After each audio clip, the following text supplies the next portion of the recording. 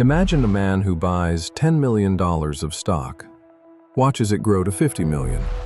No shell games, no gray area. It's a three-step strategy so simple it fits on a napkin, and so effective that some of the wealthiest families in America have quietly run it for generations. Buy, borrow, die. Last video, we showed you why the rich borrow money they don't need. Today, you'll see the full picture, including the step at the end that most people refuse to believe is legal. Step 1 is the simple part. Buy assets that grow. Not things, assets. Stock in great companies, land, buildings with rent coming in, mineral rights with royalty checks attached, a business that earns, things that get more valuable while you sleep. But here's the detail people miss.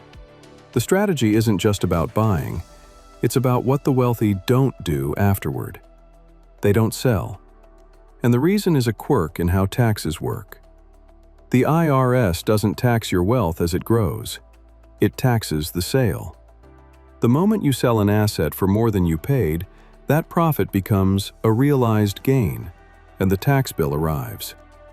But if you never sell, the gain just sits there on paper, growing year after year, completely untaxed. They call it an unrealized gain. A man can become a billionaire on paper and owe nothing on that growth, because he never triggered the one event the tax system is built around. So the wealthy hold. Decades. Lifetimes. Their net worth climbs, and the tax man waits on a sale that never comes. Of course, that creates an obvious problem. If your wealth is locked up in stock and land and buildings, what do you live on? That's step 2, and it's where this gets clever. If you need $1 million and you own 50 million in assets, you have two choices. Choice 1, sell $1 million worth. Simple, but now you've triggered capital gains tax.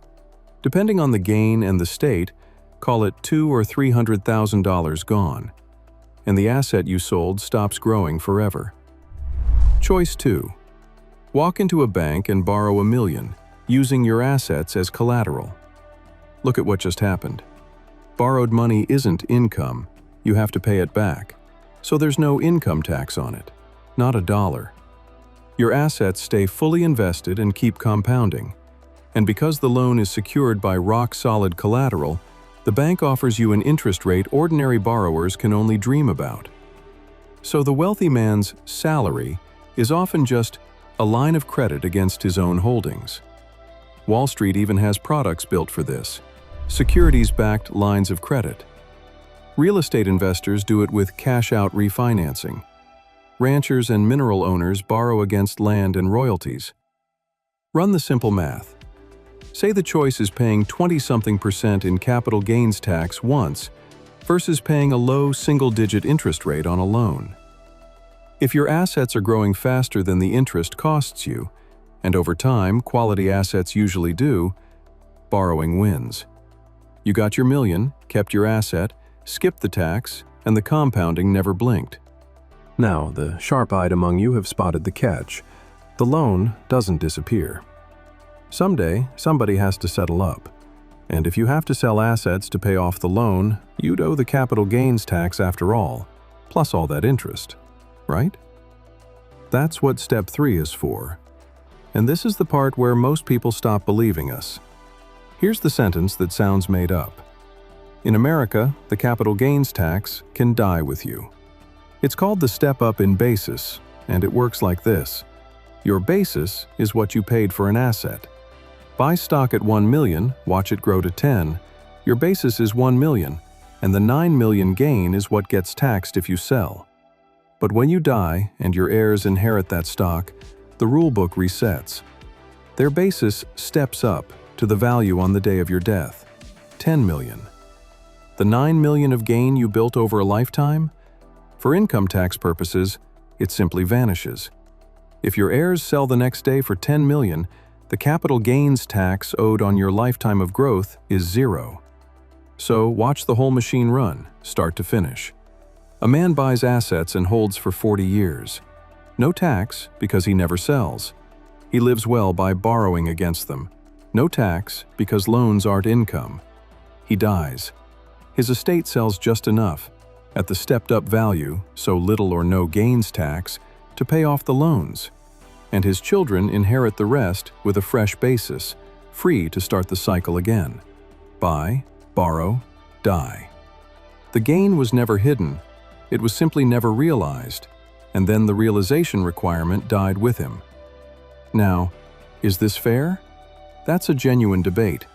Critics call the step-up a loophole that lets the largest fortunes escape tax forever, and there are regular proposals in Washington to change it.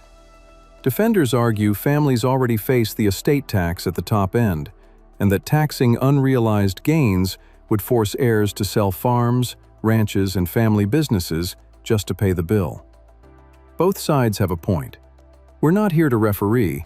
We're here to make sure you actually understand the rules of the game being played around you. Because here's the quiet truth.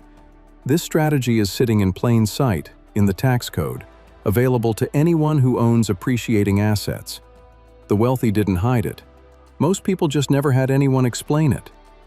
Before anyone gets carried away, the guardrails. Because this strategy has teeth, and they bite the careless.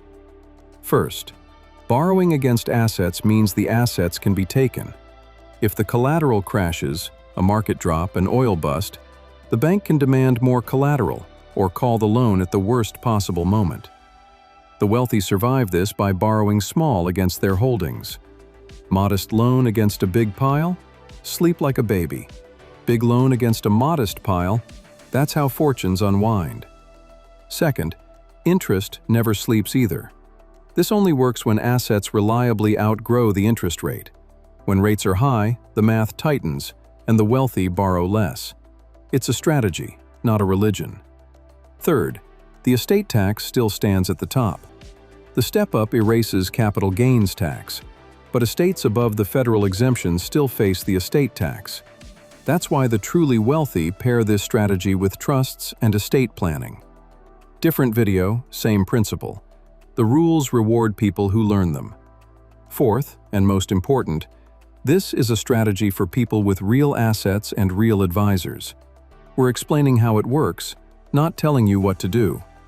Anyone considering moves like this needs a tax professional and an estate attorney in the room. The rich never run this play without them. Neither should you. So what do you take from this if you're not sitting on 50 million? 3 things, and they scale down to any size. 1. Own things that grow, and be slow to sell them. Every unnecessary sale is a tax bill and a halt to compounding.